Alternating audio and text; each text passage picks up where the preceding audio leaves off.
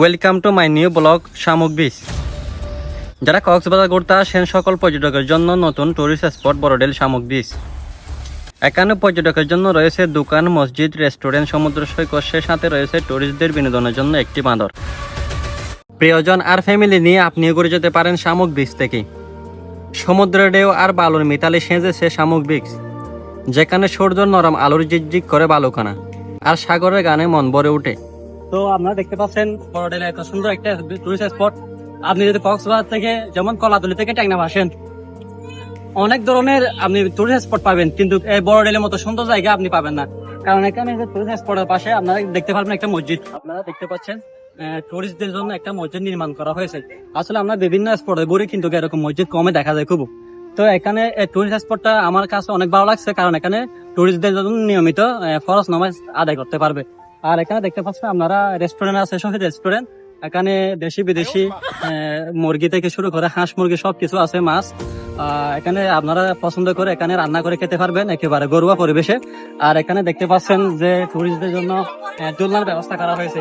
আর পশ্চিম দিকে আপনারা কিন্তু দেখতে পারবেন এখানে সাগর কিন্তু একেবারে কাছে।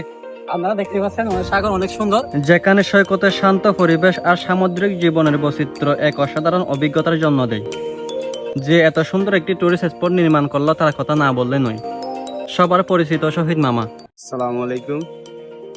তো বড়ডেল শামুক বিচ এখান নিজের উদ্যোগে এখান দোয়ান গজ্জি আর নিজের উদ্যোগে এখান মসজিদ গড়ি দিয়ে আগর এখান বহু বছরের পুরানা মসজিদ আসছিল। ইয়ান পরিষ্কার করানোর পরে তো ইয়ান মসজিদের তলা পাই খাওয়ানোর পরে মসজিদ টান গড়ি দিই।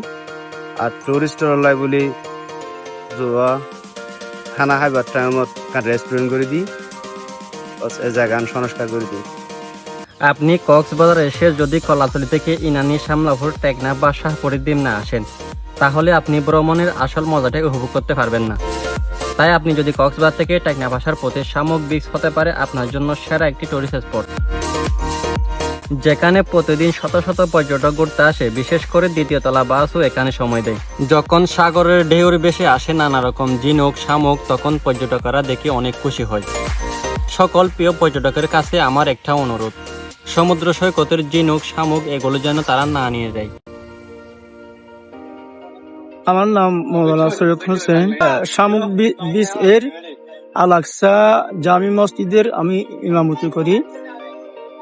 পুরা বাংলাদেশ থেকে পর্যটক টুরিস্টের জন্য এই মসজিদটা করা হলো। ইনশাআল্লাহ আল্লাহর রহমতে প্রত্যেকটা দিন অনেক পর্যটক টুরিস্ট এখানে নামাজ পড়তেছে। ভাই পর্যটকের জন্য মানে এখানে কি কি রেস্টুরেন্ট কি কি আছে? আমাদের এখানে আছে দেশি মুরগি আছে, দেশি হাঁস আছে, ছাগল আছে, গরুর মাংস হয়, তারপরে সমুদ্রের মাছ মানে এখানে যে হাঁস মুরগি চাষ করছে এগুলো আর কি, এগুলো আমাদের এগুলো পর্যটকরা দেখে দাম দরা করে রান্না করে খায়। আজকের বড়ডেল শামুক বিচ ব্লগটা কেমন হয়েছে জানাতে পারেন। আর পরবর্তীতে কিসের ব্লগ দেখতে চান কমেন্ট করে জানাতে ভুলবেন না।